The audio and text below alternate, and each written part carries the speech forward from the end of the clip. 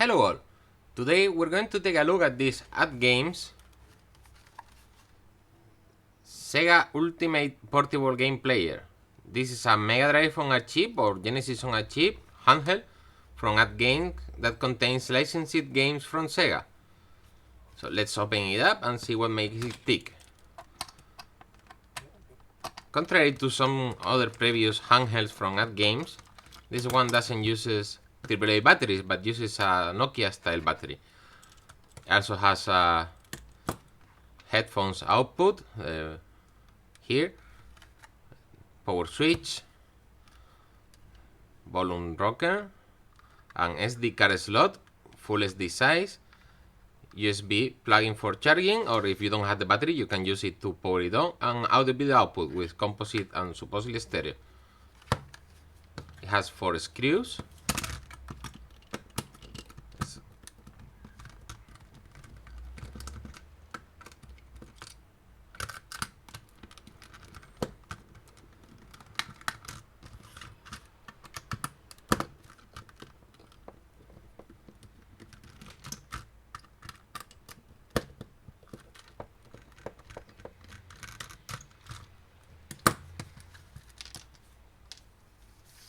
There are the 4 screws, and now let's open it.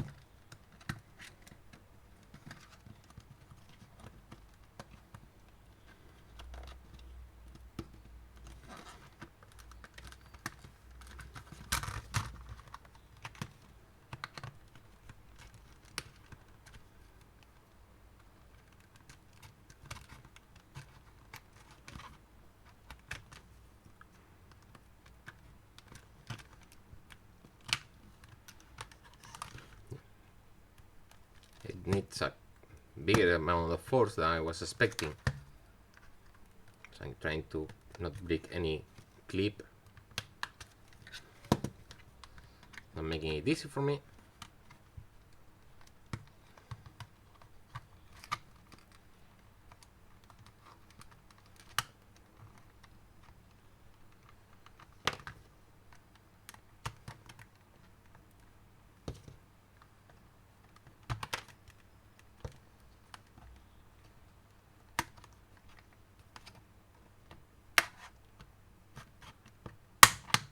Now that was a big clip, and yeah, big clips of the double holding type, so very hard to get out. And here it is open. So all the logic is behind this blob here, so we cannot see what really makes it tick. It's basically Genesis on a chip. This is the model number or something, HTH 2016-11, 2016 probably the year of manufacture. That's that looks like an SRAM chip, and this looks like has some Japanese text there. Let's see if I can get the translation later on and put it here. And this is definitely a flash chip, so this is the one that contains the games and maybe operating system or something. The SD card slot, the power switch, volume rocker, and so on. So now let's see the games and let's compare with real hardware.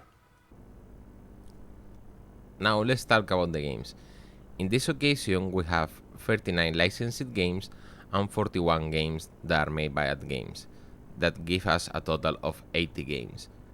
If you want to consider the 41 games made by AtGames as part of the bundle, because they are really very simple games that are not worth mentioning even, I will speak about them on another video. On this video I'm going to concentrate on the licensed games.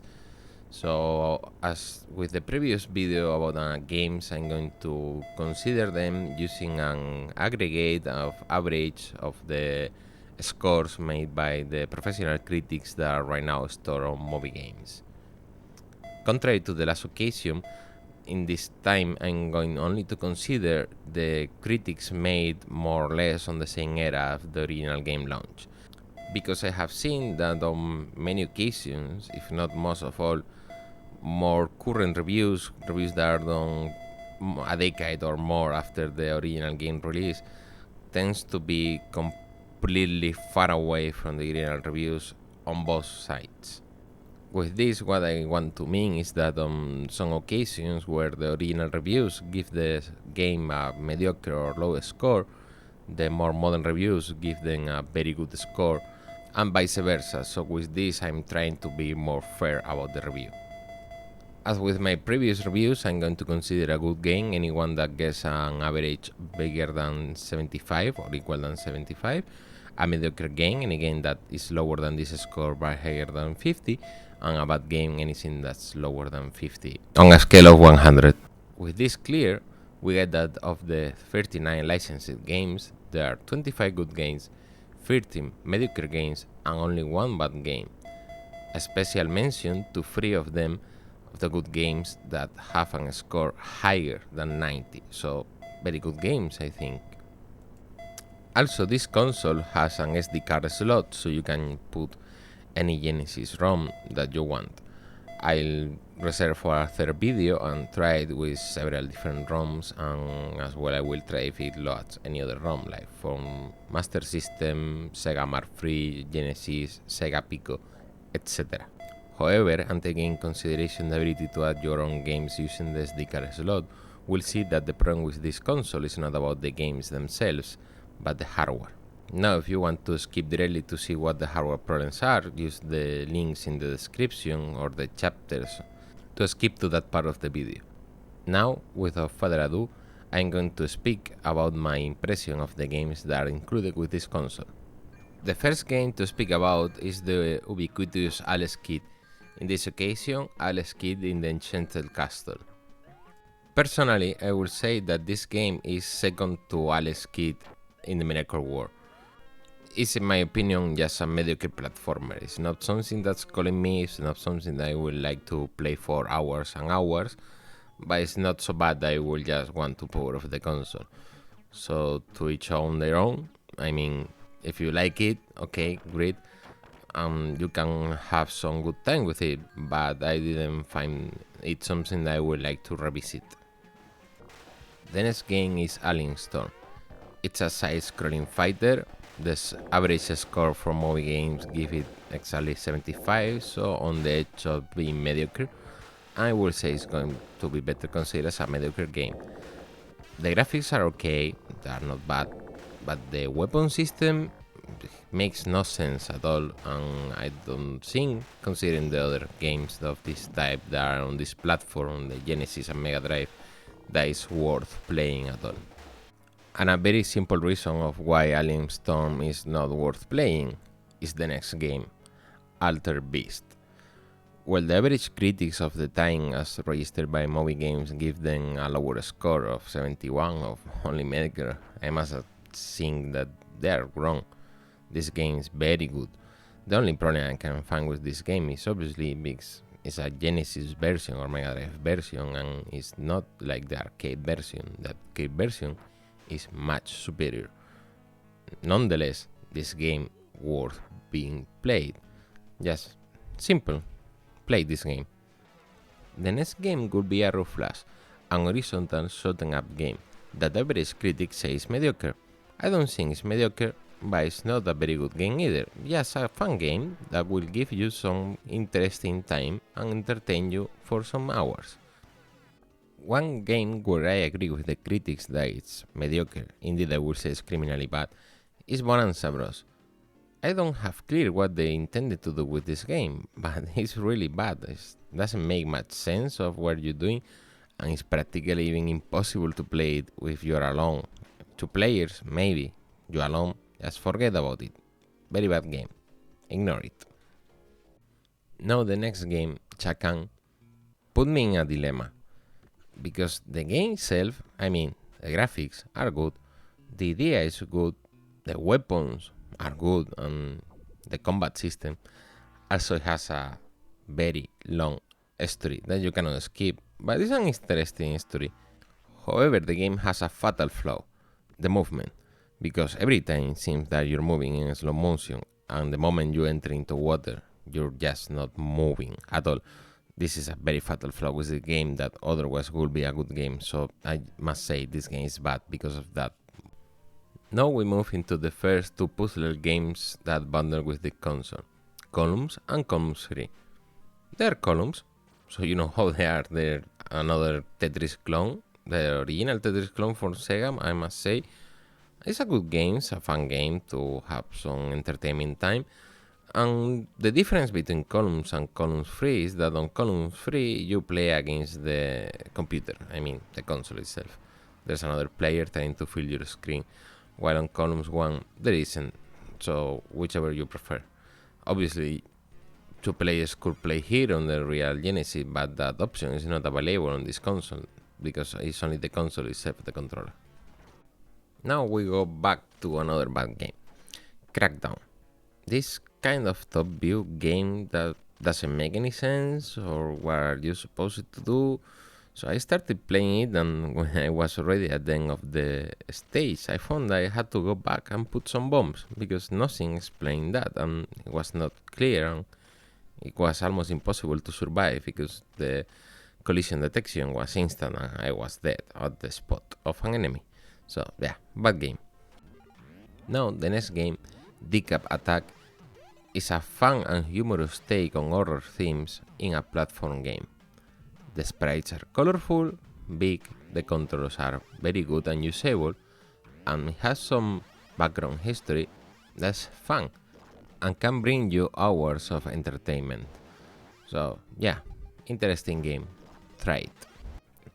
Now the next three games I'm only going to do a short mention because I don't think they deserve a complete review. Iswat, Jewel Master, and Flicky. In the case of Iswat, I just got to a point that there was no clear way of advance or anything like that, so I don't know what to do there.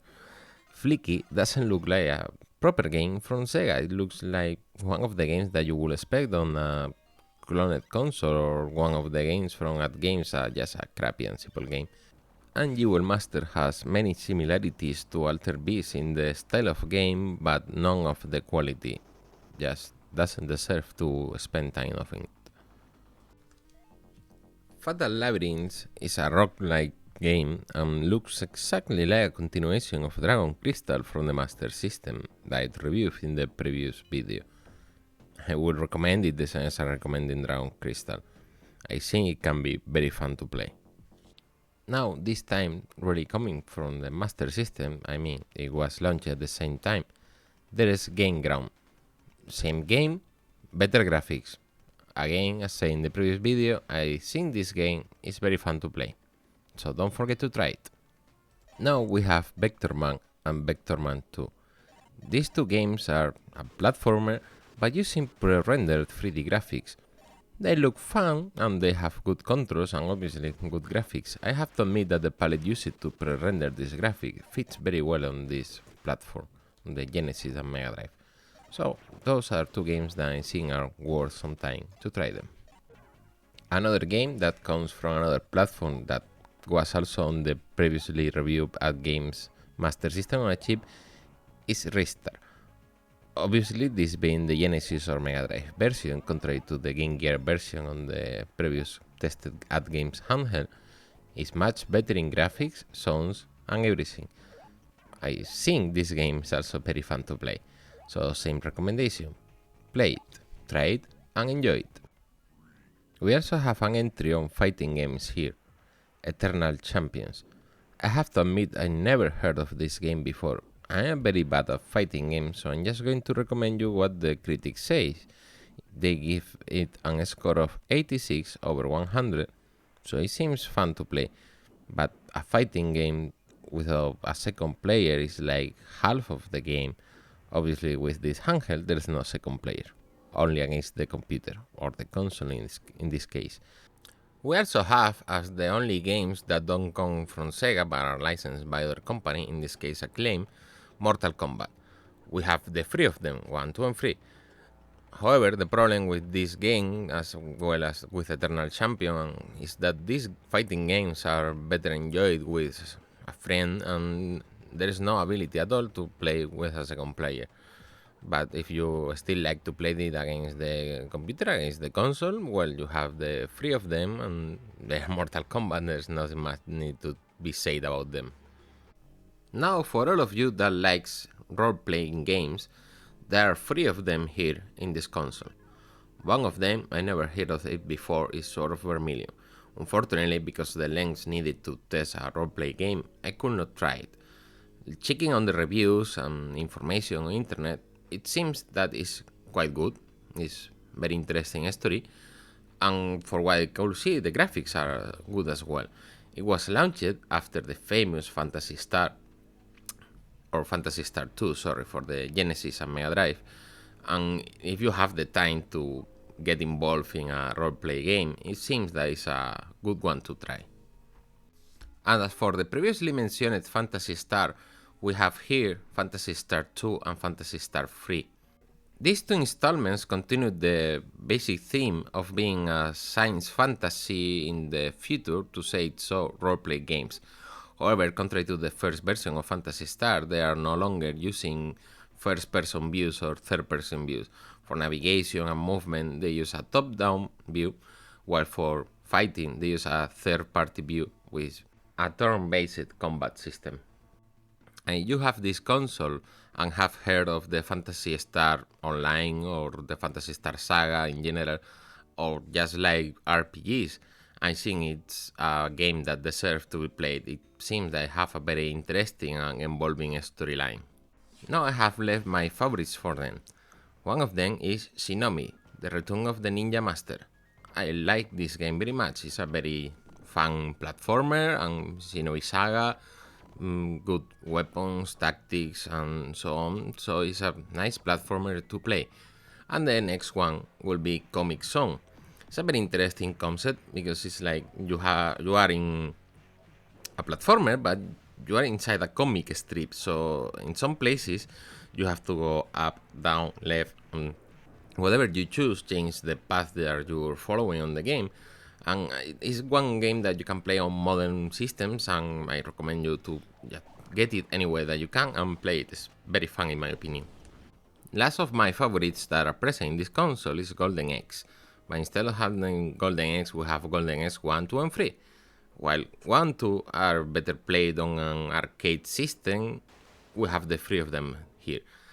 The only problem I see is that I think these games are better played with friends, two players, or four players on the arcade version. I think there was not 4-player version, I may be wrong, but really with friends. So just having this console that you can only play alone is good, it's okay, but it would be better if you had the possibility to have a second player. And finally, we have Sonic. Unfortunately, we have the aberration of a spin-off that is Sonic Spinball.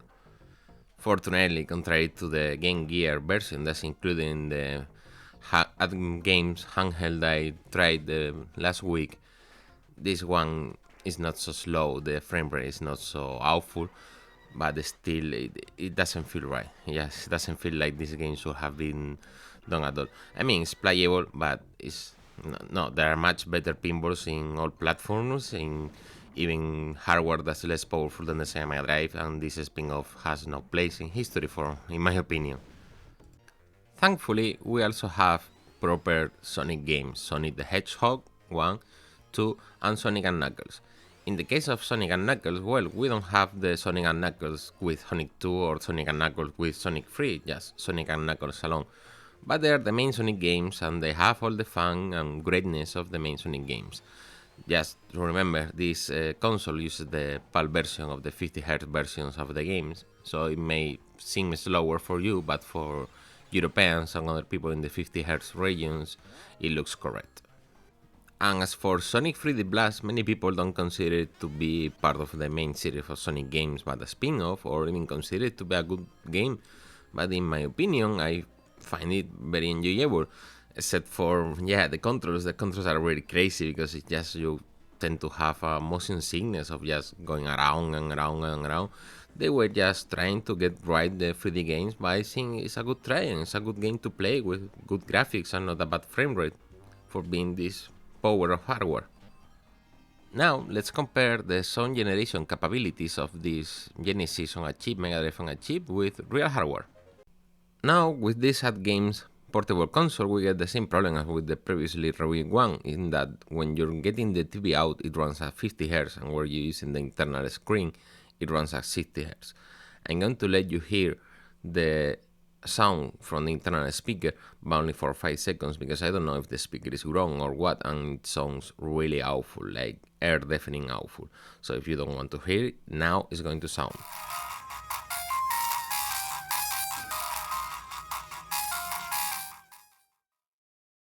You can listen that there's something definitely wrong here.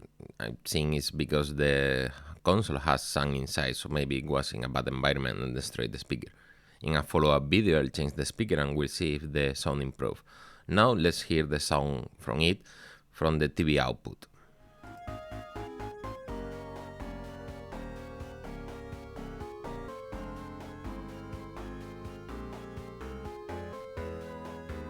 And now let's listen to the sound output from the front headphones jack. That's a stereo from Real Palm Mega Drive.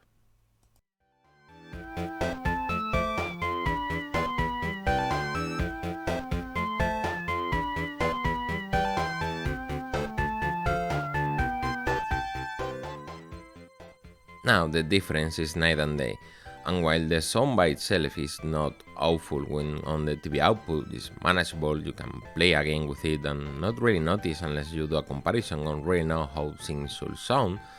The trebles and the high-pitched noises, like for example the rings when you pick a ring, are completely different. I don't really understand why it has always been like so difficult to get a proper sound emulation on things until really the Genesis Mini that I'll explore in a future video, or emulators on PC or FPGA emulators. Like this kind of consoles on a chip has always got the Mega Drive or Genesis sound so badly reproduced. So this is it. Okay, it's playable, but really it's going to sound on your memory that something's wrong. Now let's explore about the video output, the internal screen and the TV output compared to the outputs from a real Mega Drive system. Now we can see 4 screens. On the left we have the 2 video outputs from the AtGames console. On the upper left is the internal screen. On the lower left is the TV output, composite output. On the right we have the 2 outputs from a PAL Sega Mega Drive. On the upper right we have the composite output, and on the lower right we have the RGB output. Here we can see that the screen color reproduction is very bad. It has a lot of lighting and the colors are very washed because the quality of the screen is very bad. On the lower left, however, we can see that on the composite output the colors are okay, a tad bit darker than they should, but more approximately like the RGB colors from the Sega Mega Drive.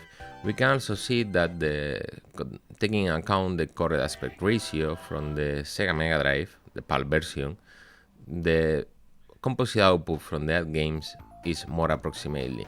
Indeed, I had to correct the Sega output as recorded from my video captures because it was like stretched, while it should not be stretched, so I corrected the aspect ratio on the Sega capture. And we can see that the aspect ratio from the internal screen is practically perfect, but again the screen colors are so washed that it doesn't look right. You can still play on it and it will look okay, but it's not correct.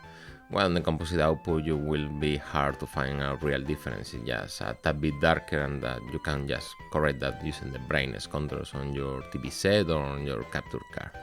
Now let's zoom on the composite output from both the AtGames and the Sega console and have a comparison of the quality of both of them. Now with it zoomed, we can see that the AtGames conserve much more detail, especially in the background, and is less blurry. Even if a tad bit darker, it has better composite output quality than an original Sega Mega Drive from the PAL region. I'm very surprised on this result, but it means that it is pretty good quality on the composite output. And now if we check if the RGB output of the Sega Mega Drive compared with the composite output of the AtGames, we can see that the difference in quality is not as pronounced as between both composite outputs, and I'm really surprised by this result. Obviously RGB looks much better, much crisper, but still the composite output from the game's console is very high quality. Now, what will be my final recommendation? Well, if you find this at games handheld cheap, it's worth it. I mean, it's not the best emulation. You can get better emulation using other consoles, but still, it comes licensing with the games, and it has a good collection of games that maybe you never thought of playing and are still fun games, worth playing. I mean, so I think that for a low price, for like 10 or 15 bucks, or I think it deserves to have it to be part of your collection. Well, that's it for this video, and as said, in a follow-up video I will try with a new speaker, see if the internal speaker problems go away, try a new speaker, and I'll also take a look at the included games that are not licensed from Sega or Acclaim. In the case of Mortal Kombat, just the included games made by the games themselves, and see if there's anything that's worth mentioning or not at all. And also we'll check how good is the emulation using the SD card slot, if it loads other games, and what kind of problems it may be. So if you don't want to lose that video, don't forget to subscribe to my channel and hit the notification button. And if you want me to continue doing this kind of videos and repairing computers, as well as creating open source software for the computing history preservation, please look at my Patreon, and any help is very welcome. Thanks, and see you in the next video. Bye.